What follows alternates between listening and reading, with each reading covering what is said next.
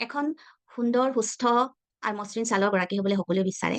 আৰু এয়া কোনো অসম্ভৱ কথাও নহয়। আমি যদি নিতৌ আমাৰ দিনচৰ্যাত কিছুমান কথা আমি যদি মানি চলো, আমি সকলোৱে এখন সুন্দৰ, মসৃণ, সুস্থ ছালৰ গৰাকী হ'ব। আমাৰ ছালখনে আচলতে আমাৰ ভিতৰৰ বাৰ্তা আমাৰ ছালখনে কঢ়িয়ায়। আমাৰ মনটো যদি অসুখী হৈ থাকে, দুখী হৈ থাকে, আমাৰ ছালখনে সেই কথা কিন্তু প্ৰকাশ কৰি দিয়ে। সেইকাৰণে আমাৰ মনটো সদায় সুখী ৰাখিবলৈ, পাতল কৰি ৰাখিবলৈ আমি চেষ্টা কৰিব লাগে। তাৰোপৰি আমি খোৱা-বোৱাত কিছুমান বস্তু সদায় অন্তৰ্ভুক্ত কৰিব লাগে। যেনে আমি আ সেউজীয়া শাক-পাচলি সৰহকে খাব লাগে। বতৰৰ ফল-মূল যিকোনো প্ৰকাৰৰ যিমান ৰঙীন ফল বা পাচলি আছে, সেয়া খাব লাগে। আৰু লগতে চাহ, কফিৰ ঠাইত আমি গ্ৰীণ টি যদি খাওঁ, সি ছালৰ কাৰণে বেছি ভাল। লগতে ক'ল্ড ড্ৰিংকছ বা এনেধৰণৰ বজাৰৰ কৃত্ৰিম আমি পনীয় নাখাই যদি কোকোনাট ৱাটাৰ যদি খাবলৈ লওঁ, সেয়াও যদি পেকেটৰ কোকোনাট ৱাটাৰ নহয়, আমি যদি স্বাভাৱিক যিখিনি নাৰিকল পানী, ডাবৰ পানী পাওঁ, সেয়াও যদি